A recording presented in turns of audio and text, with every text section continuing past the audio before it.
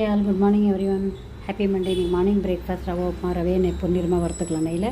அது வந்து carrot beans உருளைக்கிழங்கு உப்பு போட்டு வேக வச்சிடலாம்.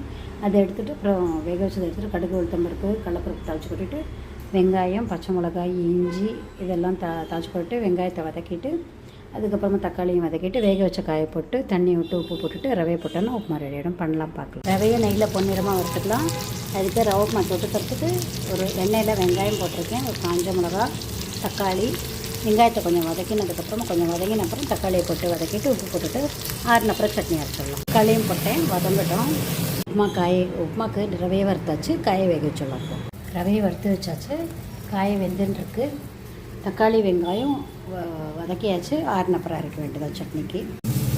எண்ணெயில் கடுகு உளுத்தம்பருப்பு பச்சை மிளகா கருவேப்பிலாம் தாளிச்சுக்கிட்டு வெங்காயத்தை வதக்கிட்டு கொஞ்சம் வதங்கின அப்புறம் தக்காளி போட்டு வதக்கலாம். வதங்கிட்டு தக்காளியும் போட்டு கொத்தமல்லியும் போட்டுட்டு ஒன்றா வதக்கிடலாம். வெங்காயம் வெந்துடுத்து வதங்கி எடுத்து மற்ற காயை வேக வச்ச காயை போட்டுடலாம். இப்போ வச்ச காயும் போட்டாச்சு, தண்ணி விட்டு உப்பு போட்டாச்சு, நல்லா கொதிக்கட்டும். அப்புறம் ரவையை போடலாம். தண்ணி நல்லா கொதிச்சுட்டு பாருங்கள், கொஞ்சம் மஞ்சள் பொடி போட்டிருக்கேன், நெய் விட்டுருக்கேன் 2 ஸ்பூன். ரவையை போட்டு மூடி வச்சுட்டா உப்புமா ரெடி ஆகிடும். சூப்பரான ரவை உப்புமா ரெடி ஆகிடுது. இந்த மாதிரி பண்ணி பாருங்கள், ரொம்ப டேஸ்ட்டாக இருக்கும். பண்ணி பார்த்துட்டு கமெண்ட் பண்ணுங்கள், சப்ஸ்கிரைப் பண்ண பண்ணுங்கள். தேங்க்யூ ஸோ மச் ஃபார் வாட்சிங்.